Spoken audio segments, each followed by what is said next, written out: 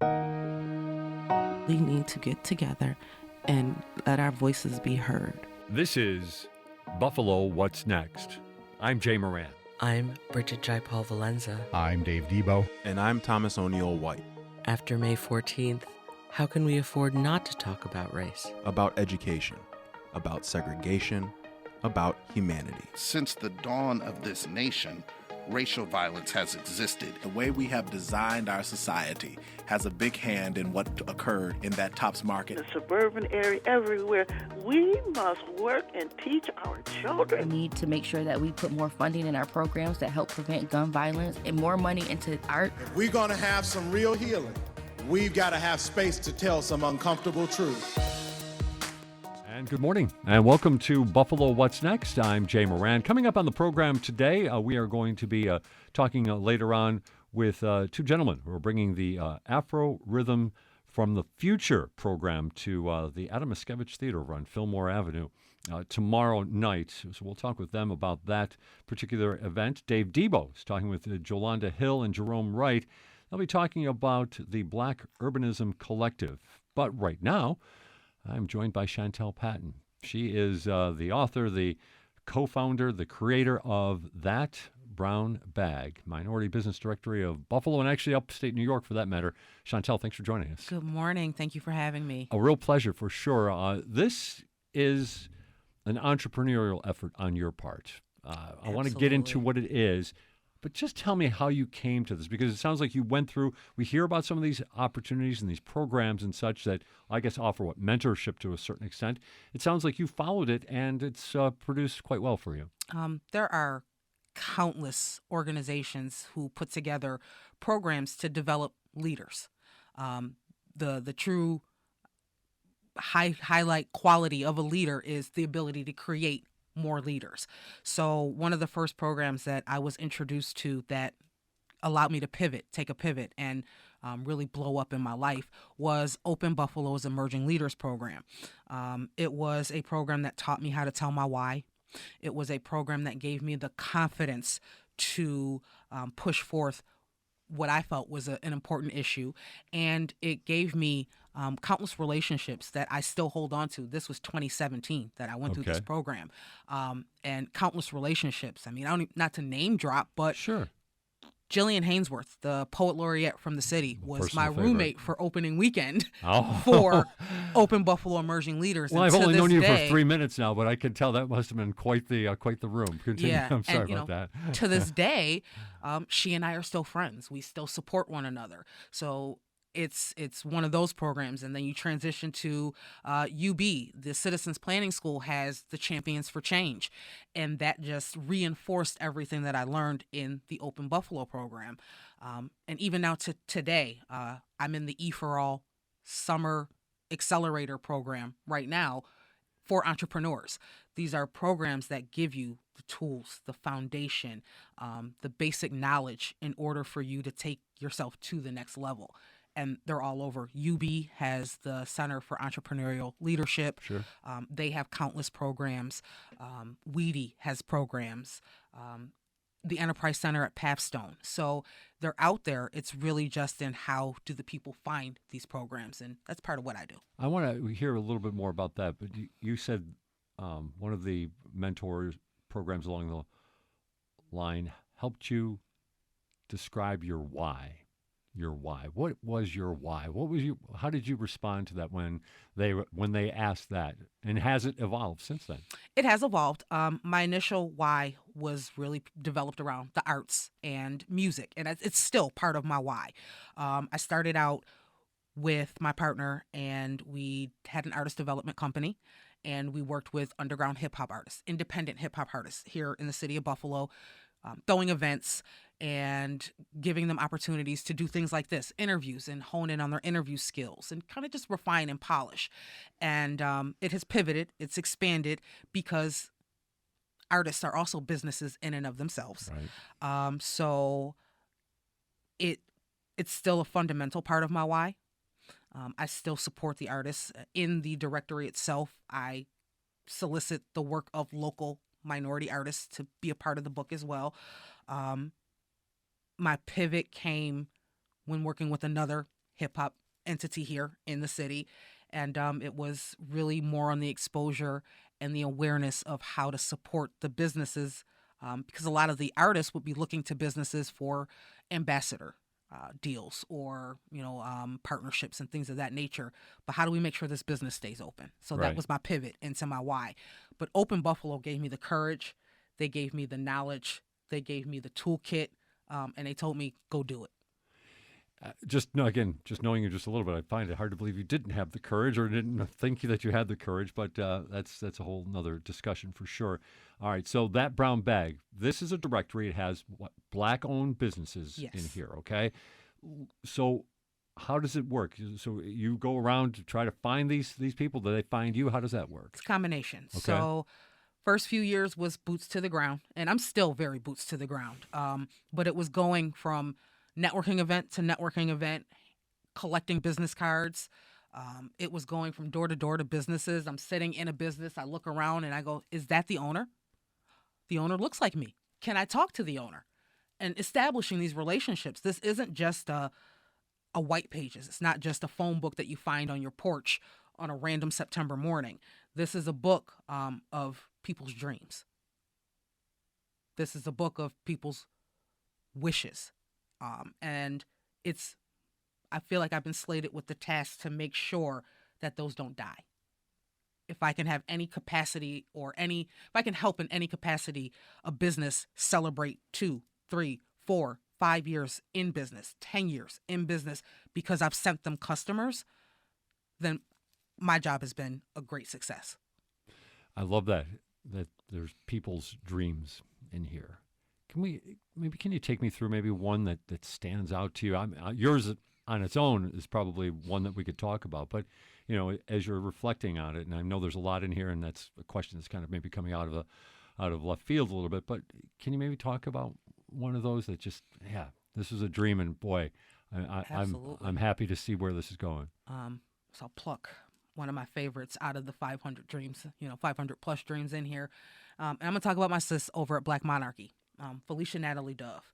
So she's got a shop on West Utica, and it's always been fashion. When I met Felicia before she even had the store, it was about fashion and our representation in the fashion, our fabrics, our colors, our head wraps. It's always been about that. And seeing her growth over the years. Felicia just celebrated 5 years. That's a milestone for a small business to hit 5 years, generating revenue, and to have the exponential growth that she has. Felicia just recently was slated to do the costumes for Shea 710 Theater for Once on This Island. That's a dream that has not been deferred and that has been allowed to grow because of the support of the community around her. And I like to, not from an arrogance standpoint, but I like to be able to say that I had something to do with that for her. She went to New York Fashion Week and thought she had to close the doors to her business while she was there. And I said, well, why? You have this point of sale system. You trust me. You have Wi-Fi. I can work my 9 to 5 from your store. Do not close your doors so that you can go chase your dream. And that's what I'm trying to really push forward with I don't even want to call it an agenda, my mission. Sure, absolutely. Interesting to hear you talk about support. Let's talk about that a little bit. I would think the Black community supports Black businesses. Are they connecting enough, Black businesses, connecting enough, though, with the general greater population of Western New York? I mean, there's a lot of people out there looking to spend money, looking for interesting things to do and to purchase, but is there a separation? A little bit. As a people, we're more critical of ourselves than we would be on a Walmart or a McDonald's. So if a Black business makes an error, it's definitely going to be amplified more than if Walmart makes an error within our community. We'll run a Facebook, we'll run an Instagram, we'll run a Twitter, we will blast this business versus going to talk to the owner. We can't talk to the owner of Walmart, but we can talk to the owner of, say, for example, Sugar D's. We can talk to the owner of Golden Cup Coffee, I can't go talk to the owner of McDonald's. So I'm trying to shift that conversation that says we need to hold space for and hold grace for ourselves, because most of the time when a minority opens a business, it's simply that. It's opening a business and it's putting their dreams on the line. We may or may not have all the nuances in check when we open. So tell us when we're doing something wrong. Tell us, not everyone else. So I'm trying to bridge that gap that says we need to have more grace and compassion for ourselves than we do for anyone else. Shantelle Patton is with us this morning on Buffalo What's Next. She is the founder of That Brown Bag. The directory is sitting right in front of us, over 500, as she called them, dreams, people's businesses that are trying to make it here in the Western New York economy. How about that? How about the economy? What are you seeing? Are you seeing, like you said, small business? It's always dicey there those first few years, right? But are you seeing a general upswing for these people? Yes. So I watch the trends. Yeah. And statistically, since the Black Lives Matter movement was first put into place, we've seen a 16% increase in support across the nation to minority BIPOC businesses.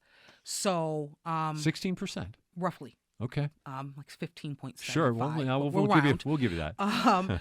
But we're definitely seeing an increase, and I don't want it to just be a trend. As a people, we're trending right now. And I want that to continue beyond that wave.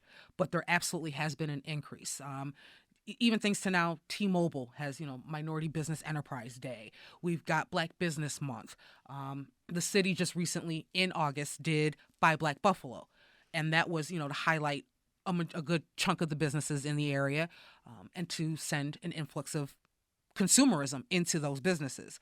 So there's definitely been an uptrend. I want that to continue. Of course. How about that then? Make your pitch for the businesses inside that brown bag. What's going to make them special? What's going to make it worthwhile for that trend to continue? Like you said, check these businesses out. What am I going to get that's special that, like you said, I might get it? I can go to Walmart. We know we're going to get at Walmart for better or worse, right? Mm-hmm. But going to a small business for whatever we need. What about that from what we see inside that brown bag? It's recirculation in the community of that dollar.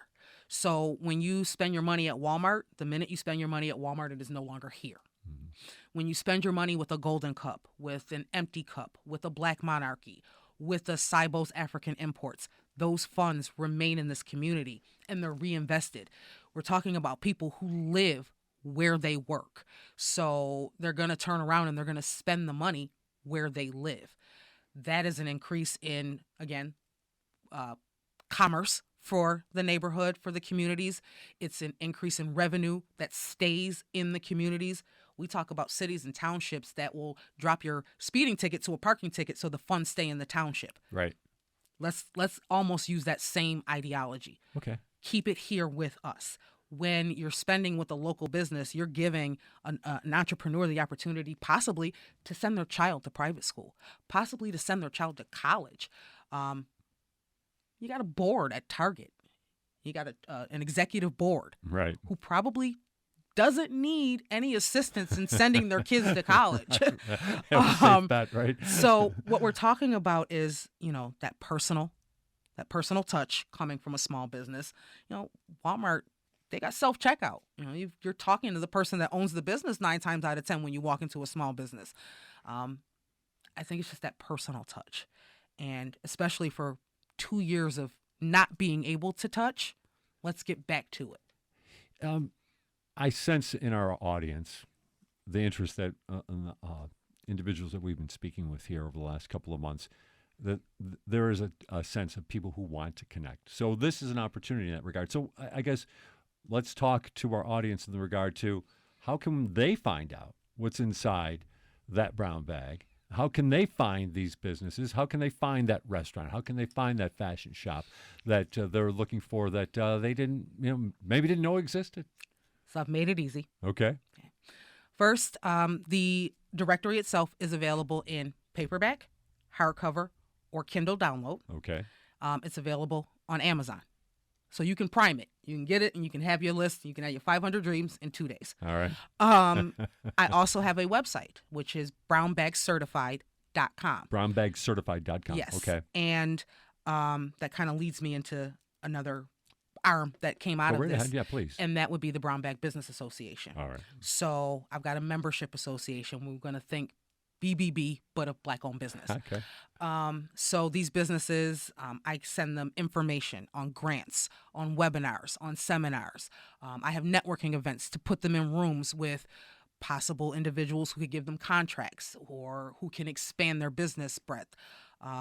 And so the website denotes those businesses that are brown bag certified, and they have indicated that they're going to provide service at proper levels, because that's one of my big sticklers is if you're going to do business, do good business. Sure. There's a map on my website. Tap pins and it'll pop up. This business is here. This business is there. So the brick and mortars, there's a map. If there is something happening, it's on the website as well. And then everything for social media, Facebook, Instagram, and Twitter are all that brown bag. I wake up every morning, 6:30, 7 o'clock in the morning. I do my due diligence, my normal daily personal maintenance, and then I open up Instagram and I hit share over and over and over and over until it's time for me to log into my 9 to 5. And I hit share on any and every Black-owned business that I know that is doing good business, and I share their posts to my network. Like you said, Black-owned businesses are trending right now. That's a nice thing to hear, and I'm very pleased about that. And we want to keep that trend going. What about for the Black businesses? Do they feel that they're trending? That they feel that like I'm just hearing your energy talking about what you do on Instagram before you go to work at 9. And it shows this energy, this can-do attitude. Is everybody on board? Do you see that? Yes. Even down to businesses cross-promoting for one another, because we're all now in a frame of mind that says there's enough for everyone. And just because you do what I do doesn't mean I can't support you. So there's definitely been a rallying around one another. I've seen businesses who say, I can't do it, but there's someone else who does exactly what I do, and I know they do it well as well. So there's definitely a trend within the businesses and also within the consumers. You live just off Jefferson Avenue, as you mentioned to me earlier. You can actually see your daughter walking through the front door of Tops on Jefferson. But you brought up a point, and I thought this was a good point in our conversation before we went on the air, that it was great to see all of these community helpers along Jefferson Avenue in the months right after May 14th, giving out this, that, and the other thing. That's great. But you pointed out that some businesses were getting neglected. They weren't getting the patronage that maybe they normally would have because of that. How is it now? Now Jefferson appears to be back business as usual. On a good side. On a good side, okay. Yes. Okay. Yes. So, the businesses are still open. They're back. They have their regular customers back in. For that pocket of time, of course, while the city was rallying around Jefferson Avenue and that particular corner, everyone's giving things away. Take this for free, take this for free, take this for free. And the community absolutely is grateful. And I can say that being part of that community is absolutely grateful. I don't think anyone thought about the business owners right. In that respect, that what does setting up a free table in front of this business do to the business. So now I can see the consumers are back into the businesses. They're back patronizing, and the business owners are back to it almost without skipping a beat. Okay. So, that's most certainly good news. Like you said, you're part of that community, and I've asked this question to other people as well, and I've loved the answers I've heard. What's good about that neighborhood? What's good about that community? I live in a neighborhood. I know my neighbor across the street. I know my neighbor to the left of me. I know my neighbor to the right of me. I know that when she comes home from the bus, if I'm not at the bus stop, everyone on the street is watching until she gets to our door. This is a community that most of the people have been there almost all their lives, if not, a good chunk of it, a good portion of it. They know one another. I know if I go into Tops, I can walk up to the customer service manager, and I've seen him every day for years, and I know his story. I know his history.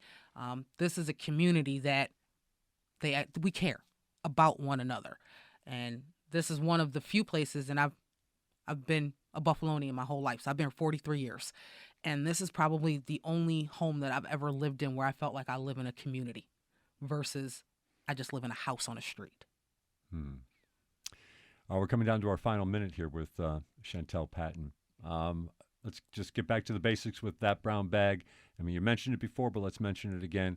How can people find out more? So everything for social media, Instagram, Facebook, and Twitter is That Brown Bag. And the website is www.brownbagcertified.com. And you can reach me. I'm Brown Bag Lady, 2 E's, on Instagram, and just Shantelle Lynette on Facebook. So if you want to get to me directly, you can. I'm an open book. Just like this book should be open on every coffee table, in every DEI executive's office, in every corporate executive board meeting. This book should be there. This is how corporations find vendors to cover diversity for their businesses as well. So reach out to me, find me. I'm more than willing to give you a list of Black-owned businesses that do good business. I'm glad we found you. Shantelle Patton, thanks for joining us. Thank you. This is Buffalo What's Next on WBFO. On Broadchurch, Ellie tries to wrest back control, and time is running out for Alec Hardy. Watch Broadchurch, Episode 6, tonight at 9 on WNED PBS. Support for the WBFO News Desk for Older Adults is provided by Health Foundation for Western and Central New York, an independent private foundation investing in improvements to community health with the goal of a healthy Central and Western New York where racial and socioeconomic equity are prioritized so all people can reach their full potential and achieve equitable health outcomes. Learn more at hfwcny.org. Get all the trusted local news you need right to your inbox each weekday morning with the WBFO Daily Email. Visit WBFO.org to sign up today. This is Buffalo What's Next, where we have conversations with the community about moving forward. To have your voice heard, press the Talk to Us button on the WBFO app, and we'll work to get your questions and comments on the air. Join us on Twitter at WBFO or email us at news@WBFO.org. Together, we'll have the conversations that are needed. This is WBFO, your NPR station. This is Dave Debo. Today on the program, we're going to look at land use around Jefferson Avenue. There are a lot of vacant lots. There are a lot of ideas, and there's a group out there that's trying to kind of put those two together with an emphasis on community. The idea that what happens to the community should come from the community. Let's talk about it a little bit more. Jalonda Hill is here. You might know her from Colored Girls Bike 2. And Jerome Wright is here. He's the leader of one of the HaltSolitary campaigns going on across the state, but around jails here as well. The two of them have pulled together to talk about ways to reimagine Jefferson Avenue, not only to get resources, but then to figure out, okay, once the money starts coming in, what do we do? Thank you both for being here. Glad you're here. Thank you for inviting us. Thanks. This past weekend, you had a summit to sort of kick these ideas around. Why do you, and I don't, either one of you can jump in and answer first, why do you think that's necessary? Why not just have someone come forward with one idea and someone come forward with another, and they all do it? Why a unified approach from the community, which I know is important to you?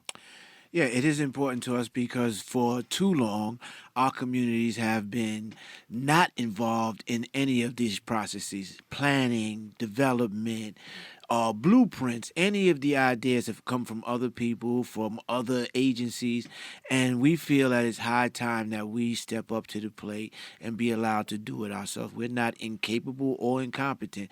And the fact that now we have a group like even from UB of architects who are predominantly black and brown people who have a vision and have the skills to put it together, that we should be using that. Are you okay with the idea of an outside idea from UB? So the first thing is that the blueprints that we came up with were inspired by feedback that we got through petition that Jerome put together, getting feedback from folks about like the Tops reopening. We also got some feedback from a survey that we put up, Color Girls Bike 2 as well. And a lot of people were saying they weren't comfortable with the store being open. And we gave folks an opportunity to say, well, what do you want to see on the land where the Tops is? And a lot of folks were saying, we want to see a memorial.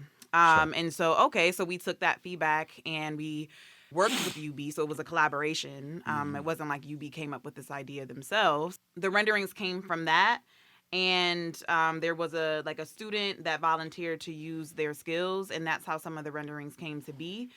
Black Holistic Urbanism, the point of this collective is to identify Black and Brown folks that have experience within architecture, real estate, urban planning to support the community in developing designs and a vision for their community. We're not here to tell the community what that is, but our goal is to work with Block clubs and different folks in the community that probably are already thinking about these things and bring it to reality. Because far too long, and I've heard you say this before, Jerome, far too often, those voices from the community are ignored. Yes, not even ignored. They're not even considered. You ignore somebody if you ask them something and they tell you and you just don't do it. But if you don't even ask them, that's beyond ignoring. That is just not taking them into consideration. And I think what happened, the tragedy, the massacre on 5/14, only highlighted and exposed the deficiencies we have in our community. And there was plenty of money said that there was going to be given to help us ameliorate those deficiencies. One, it hasn't shown up. And two, there's been no plan given to the community about what that money is going to be used for and who can use it. Yeah. And that's like Jerome said, it's been now, 4 months. The people that we trust to help, I guess, lead us or lead the city have not stepped up, have not brought the community any legitimate concrete plans for redevelopment on Jefferson, because clearly it is needed.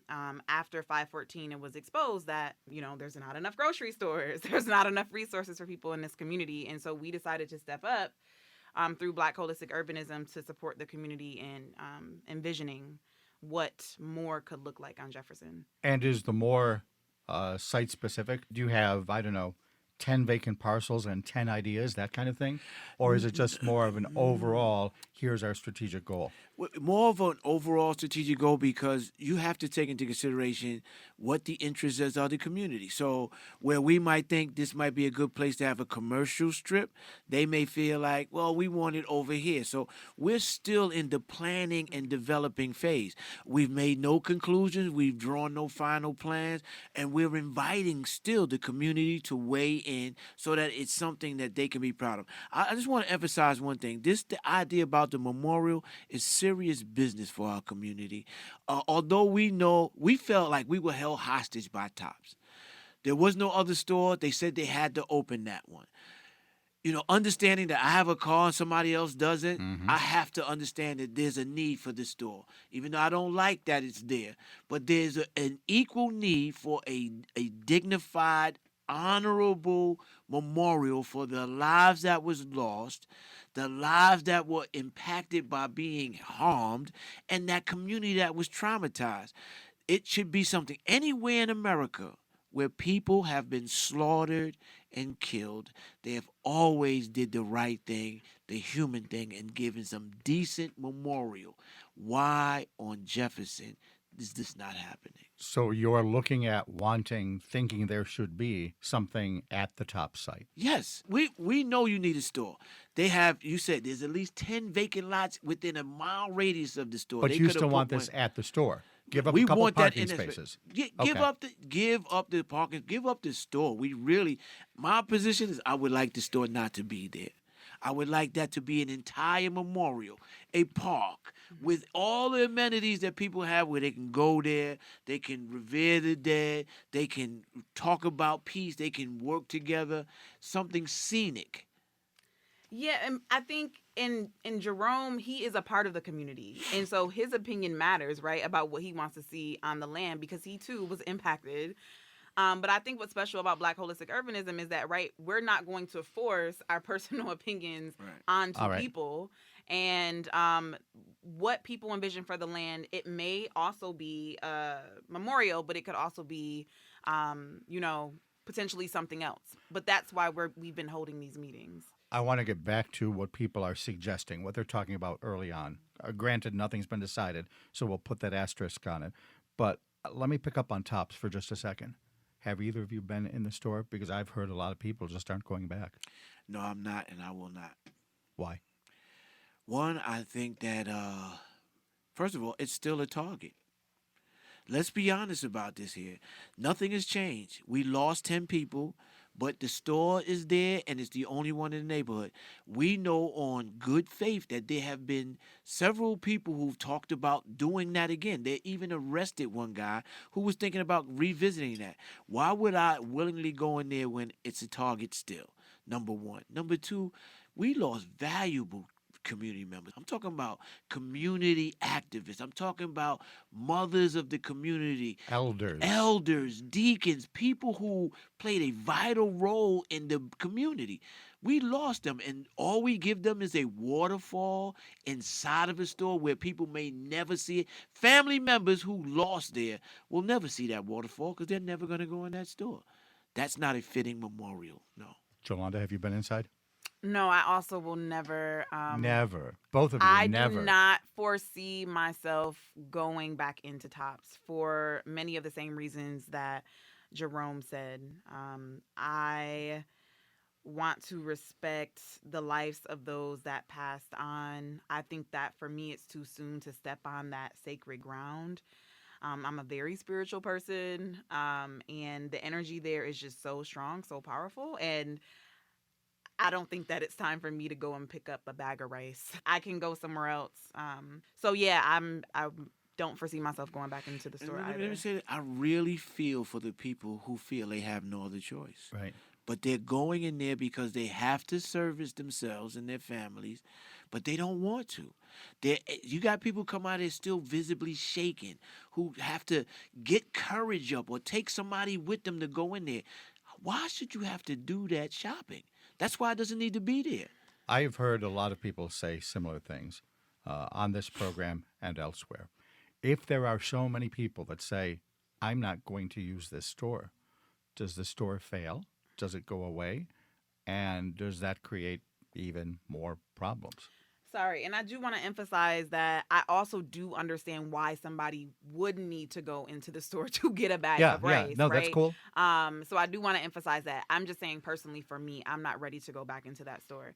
And it could potentially create more problems. No, it will create more problems because if we don't have enough resources now and we lose that, then what are we at? We're behind the 8 ball. Listen, the eyes of the world were on Buffalo, and our leadership blinked. This was the time to get all of the resources that this community has been longing for years, decades.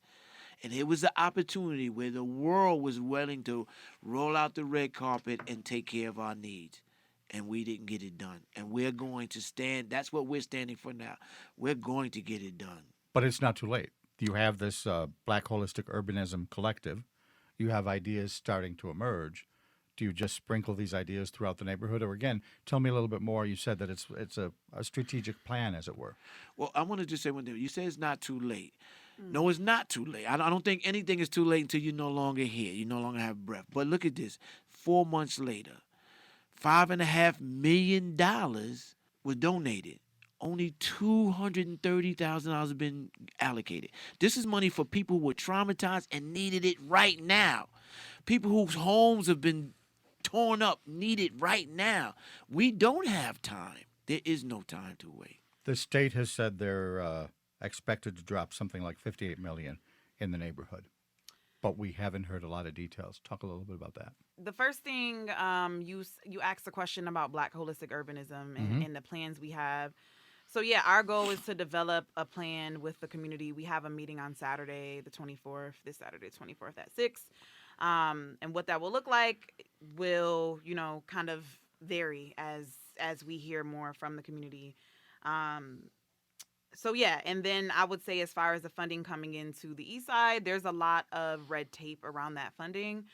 just from, like I said earlier, conversations with people in the community. One Eastside resident that I talked to, he said he was trying to get access to funds to renovate his home, and he said that he couldn't do that because one of the grants required that he have proof of insurance for his home, and so he said he didn't have that. There was another person that said he needed 7 years of taxes records. He didn't have that. So there's all of these hurdles and barriers that people are experiencing just to get to this funding. But honestly, it's nothing new. This is something that the Black community has experienced for decades. We're like, there's all of this talk of, there's money available or there's resources available. But when you try to go and get the resources, the application is super difficult, or you don't have all of the, the documentation to get access to the funds. You know what's much more egregious about this than that is that they have a cutoff date, which was yesterday or today, that you can file an application to get any of that money. Why is there a cutoff date? You're talking about people who've been traumatized. So if a woman gets raped, and she can 5 years later experience the trauma, could keep her to, why are we cutting it off? The money is for the people. If the person is traumatized, doesn't realize a week from now that they need that money because they're coming out of the fog of the trauma, why couldn't they get it? What is the cutoff date saying? That after this, if you're hurting, we're not going to help you, though this money was allocated to help you. That's like, what is that? What is that? That is what we experience in our community all the time. Not just the red tape, it's the shenanigans. Why are we doing a cutoff date when people have been molested as children? They giving them now till they're 30 years to file. Why is somebody got to wait on Jefferson because they're Black and brown people that after this date, I don't care what you're experiencing, you're out of the running? Funding and that sort of thing comes from a bureaucracy. If they are imposing this bureaucracy on everybody, it might not be right, it might not be cool, but is it okay because it's not racist? Do you see what I'm saying? If the Hispanic homeowner on the Lower West Side or the white homeowner up in the Delaware District has to jump through the same hoops, does that make the hoop discriminatory? Let me tell you why that's not the same. It's just like an SAT. I thought you would go there. That's exactly why I asked it. Go ahead. SAT has been proven to be racially biased because I've never been on a yacht. I don't know how the water knots in the water because that's not my experience. That's what we got here, the same example. Right, but I'll also add, let's not forget, we're still owed reparations here. Right? So we're owed reparations. We're a group of folks that are descendants of those who were enslaved. And we are always one step behind because we were never given what we were owed in the first place. I swear we could do an entire hour and a half on reparations. The fact that we also have to jump through hoops for money that we're essentially owed anyway, and honestly, it doesn't even amount to the actual money that we're owed, is an injustice. I think that it should be made very, very easy for people to get access to funds, especially after such a tragedy that the Eastside community experienced on 514. Especially when there's money allocated just for that. Why? It's like you got this check and you're only going to give out a certain amount of it when it's supposed to you're supposed to get rid of all of it. So that what happens? Then that means time goes by and that money slowly disappears because it starts to go into other places. Jerome Wright is here. You might know him from the HaltSolitary movement in jails around the state and around here. Also, Jalonda Hill from Colored Girls Bike Too. The two of them have pulled together what I guess doesn't have a formal name, but is being called, working title, Black Holistic Urbanism Collective. You're trying to get these ideas. I want to jump back to ideas for the neighborhood. What's emerging other than the consensus around TOPS and the need for a memorial? What else are people saying, if we get this money, we ought to do A, B, or C? Well, a lot of people are saying there are many people who in the community who remember Jefferson Avenue from its glory days. It was a thriving part of the city. It was a financially solvent part of the city. It was a beautiful part of the city. They don't necessarily want to go back to that, but they want something like that to re-emerge from this. So a strip akin to Elmwood or Hurdle. Comparing Jefferson Avenue to Hurdle or Elmwood is we want to be wary of that, just because we want to approach urban planning and redevelopment of the Black community through a non-Eurocentric lens. So when we're talking about rebuilding Jefferson Avenue, it's not necessarily to mirror a predominantly white community like Elmwood Avenue or Hurdle, but it is to reimagine and develop Jefferson in a way that makes sense through the eyes and the visions, the vision of Black folks. In that regard, Yeah. does it become Afrocentric, and you're okay with that? Yeah, you could say that it's Afrocentric or it's just non-Eurocentric. Okay. The urban planning and architecture field is a predominantly white and male kind of industry, and we want to be intentional about changing that. We want to be intentional about not only developing these plans for Jefferson, but also educating people about what is urban planning anyway? What is architecture? Why is it so important to have Black and brown voices within these spaces? In a lot of ways, this sounds similar to, and I know you folks are familiar with Dr. Henry Louis Taylor at UB.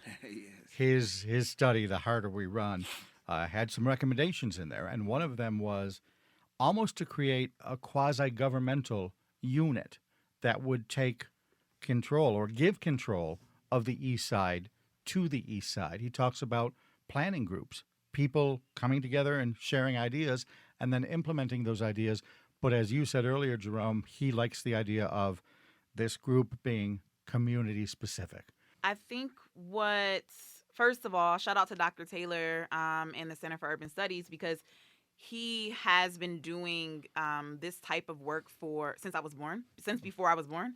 And Voice in the Wilderness for 40-some years. Yeah. Yes. And the Harder We Run report had a lot of great recommendations in there. And yes, community instigated design and development is essential to rebuilding and redeveloping a community like the Jefferson Avenue community, because it has been divested from for so long, but then it's also vulnerable to outside actors that want to potentially gentrify the community, that want to, develop a community that looks more, appealing to what they envision and not what the community wants. And I think that has kind of been the I don't want to say best practice, but that has kind of been the norm. I think within urban planning is like you'll have some sort of like white man that, is an expert that thinks they know what's best for a certain community or a Black community, almost like the white savior complex. They'll bring their blueprints and be like, hey, look at these really great designs. A lot of times it's just, affordable housing. Maybe you have some businesses mixed in there. But it's never... I think it hasn't been enough to create this radical change that the Black community needs to see, like urgently, like right now. Do either of you feel, and this is more of a rhetorical question, that if the ideas come from the community, not only will they reflect the community, but might be easier to implement, might move ahead with more progress? There's no doubt. I think that when you give people the chance to self-determine, then they're more vested in that. When somebody else is doing it for you, then you don't have the same passion for it. You don't have the same commitment to it. You maybe have the same understanding because it's not your vision. It's not what you want. It's not what you would like to see. So, of course, we would like to see, I mess this statement up too often, and I should know it by now. Something for us that's not by us. What is it? I'm sorry. Yeah. There we go. Yeah. Nothing about us without us is for us. That if you want people to, you're talking about how bad the community looks sometimes. Well, maybe if it was designed the way the community wanted, they'd have more pride in keeping it up. Maybe it would provide opportunities for the community to take notice of what they have and hold people accountable for messing it up. But when you're just throwing people together in anything, then that's how they try to treat it sometimes, even if it's their own. And I think that's what we're trying to get away from that. Then take me through the process. You have another meeting coming up Saturday? Yeah, the way the process is going to work is we have a core team of folks that have experience in architecture, urban planning, and in design, but then also people who just have experience, like Jerome, with uh, holding community meetings and doing outreach with folks. And the way it works is that we'll have a group of urban planners, architectures, and designers that it's a core team of people that will work with a partner in the community. So for example, like the Jefferson Business Association, we'll work with them to support them in identifying what needs the Jefferson Avenue community needs, and some sort of plan will come out of that. The next step in this is a planning meeting for the next town hall, which we don't know now, the date for. That's what I yet. was picturing. You're not at that step yet. It's not a planning charrette yet. What do you mean? A group of people actually putting the ideas of what they want to see on paper yet. I think where we are at is, first of all, trying to establish a base and a trusting relationship with the community. And at the meeting that we had on Saturday, I think what became very apparent is that a lot of folks don't necessarily, trust folks coming into their community, and saying that, let's reimagine it together, when they don't necessarily, know us or have a relationship with us. And so I think a really essential and important aspect to all of this is like, let's get to know each other.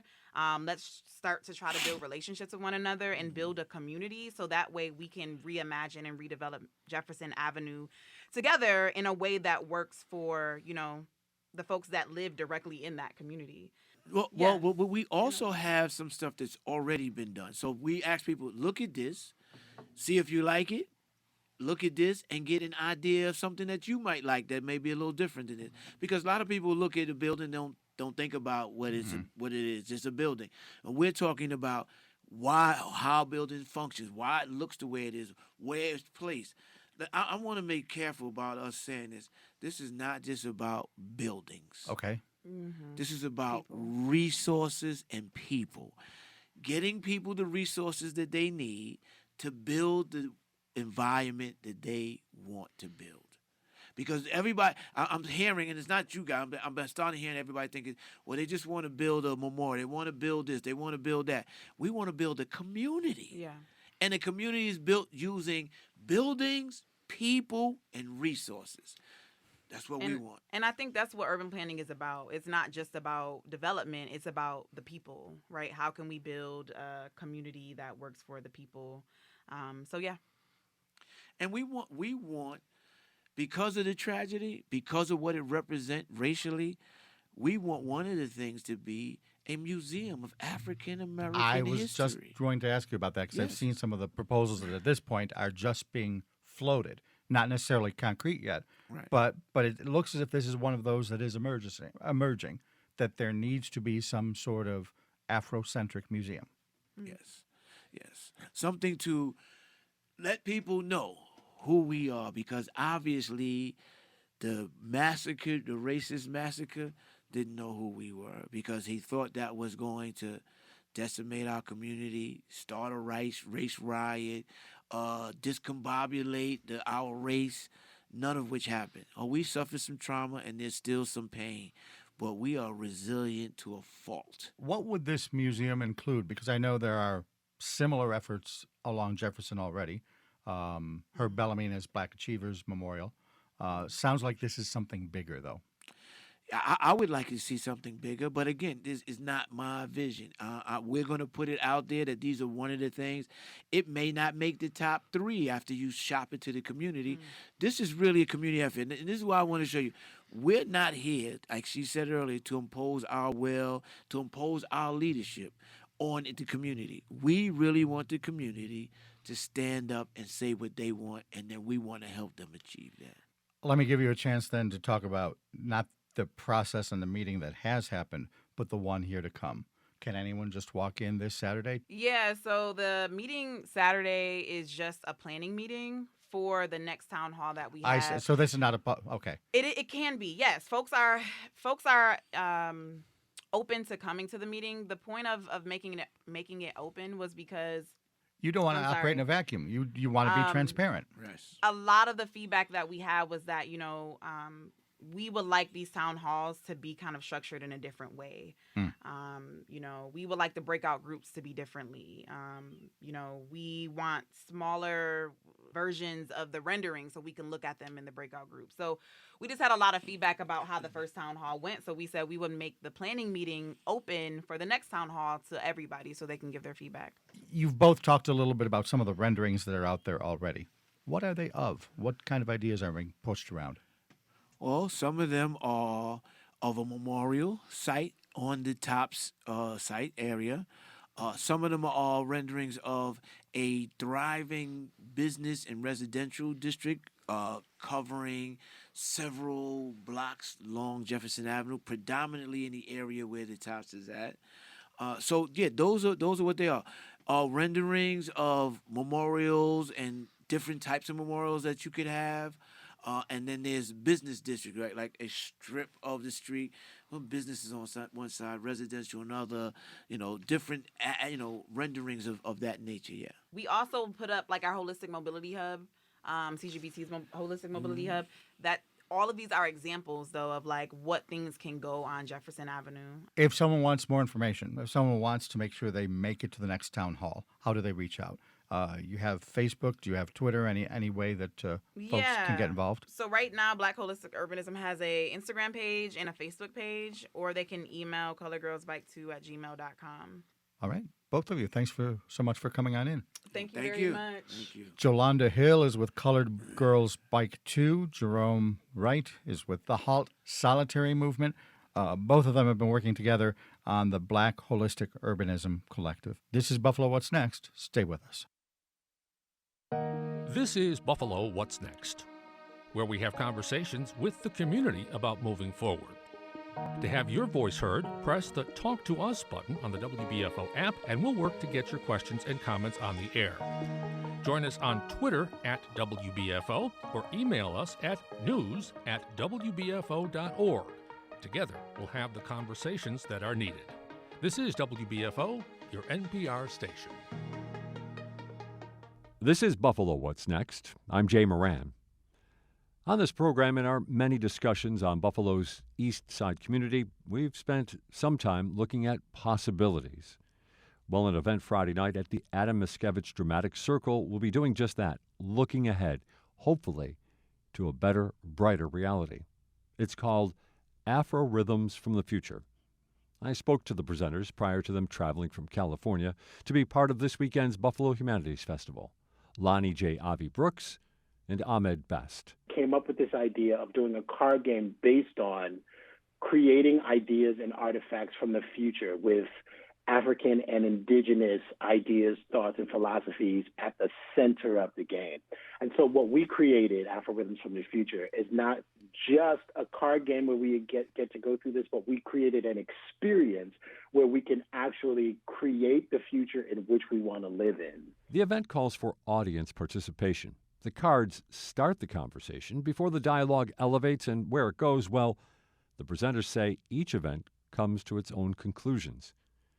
According to Lonnie Avi Brooks, while the focus is on the future, the building blocks come from the past. We're inspired by W.B. Du Bois, the sociologist from the 19th, 20th centuries, who was actually a science fiction writer. So in 1908, he wrote the Prince of Steel novels, and that was just discovered a few years ago in the archives. And he invented this fictional instrument called the megascope that would look for the undiscovered stories of our ancestral visions or past visions of the future, and much more than that. But so we're kind of inspired by our ancestral intelligence, that we know that when slaves arrived here from the Middle Passage from West Africa, that they could be killed for speaking their languages or playing their music, and they had to become hybrid innovators in an alien land. And so they created spirituals that, with Christianity imposed upon them, created spirituals from the hymnals that dreamed of Zion, a land that was free of slavery. a land that they could be liberated in, like the fictional nation of Wakanda in the Black Panther film. That optimistic outlook appears central to Afro-Rhythms from the Future. For Ahmed Best, that viewpoint is connecting with the modern mood. I think what's happening right now with the zeitgeist is we are recognizing and realizing that there's something next. Something actually has to come. There's something after. And whatever that something is, it has everything to do with equality and egalitarianism. And those tenets of equality and egalitarianism were baked into most indigenous and African societies, right? It's very different from what European Western culture brought to the Americas, right? So now that we're reaching back and understanding what these indigenous cultures gave to us and how they brought these ideas into their organizations and into their societies, now we're recognizing that these kind of ideas need to be brought forward in order for us to look at an equal and optimistic future. Part of the Buffalo Humanities Festival, the presentation of Afro-Rhythms from the Future comes to the city 4 months after the racist attack on the Jefferson Avenue tops that killed 10 black people and left 3 others wounded.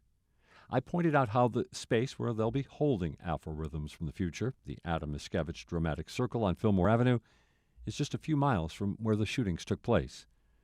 Both Lonnie J. Avi Brooks and Ahmed Best shared their perspectives. We do look at games of this sort, like the tragedy of Buffalo, unfortunately speaks to the erasure that we've been faced with as a people for centuries, right? So, but what we have as part of our core is what we call our own cultural vibranium of future visions. And so, the spirituals that we talked about from slavery and onward into various genres of music have provided that politics of hope, right? And we're about creating a politics of hope into the future that can heal our collective and individual trauma. And, right now that's also being proven through neuroscience research to be able to do that. I think we kind of live in this both and environment of having these tragedies and these horrible incidents happen, and how do we heal together from it and with it, and embody it and embrace it at the same time. So we're not a panacea and cure all, but we're saying how can we be agency to have a different future than what happened. Envisioning alternative futures is actually healing. Your brain creates new neural pathways to actually heal from trauma when you envision these futures. And when we play this game, that's what we really try to impart on everybody is the terrorism that happened in Buffalo. And in order for us to heal from something as devastatingly tragic and terror-filled as someone murdering innocent people, innocent Americans in a supermarket, is we have to imagine what we can do to make sure that that never happens again. And living through this idea of dignity and teaching this idea that every biome on this planet is entitled to its dignity, and letting everyone know and grow and create from that space, rather than try to prevent a tragedy. The tragedy will never happen because from the ground up, from the root, we believe that everybody is entitled to their dignity. Ahmed Best and Lonnie J. Avi Brooks will lead Afro-Rhythms from the Future Friday at 6 as part of the Buffalo Humanities Festival. The historic bar at the Adam Mickiewicz Dramatic Circle will open at 5, which could help boost the conversation. There's more information at buffalohumanities.org.